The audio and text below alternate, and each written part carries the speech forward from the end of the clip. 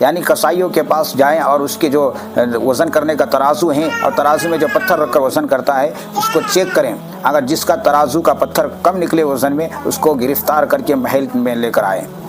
بہلول گئے پہلی کسائی کے ترازو کو چیک کرنے کے لیے. اس کے پتھر کو چیک کیا تو کم نکلا. تو بہلول نے کہا کہ بتاؤ تمہارا کیا حال ہے, کیسی زندگی گزر رہی ہے. تو اس کسائی نے کہا, اس شخص نے کہا کہ بہلول کیا بتائیں, حال بہت برا ہے, پریشان ہے, ٹینشن ہے زندگی میں. دل تو یہ کرتا ہے کہ یہ گوشت کاٹنے والا چھری سے اپنے آپ کو ہلاک کر دوں اور ہمیشہ کے لیے ابدی نیند سو جاؤں. ہمیں مال حلال کمانے کی پوری کوشش کرنی چاہیے. جو آج دنیا میں جو پریشانیاں ہیں رزق کی لائن سے, پیسوں کی لائن سے, سکون کے لائن سے, زندگی کے لائن سے, اس کی وجہ یہی ہے کہ مال ہم صحیح نہیں کماتے ہیں.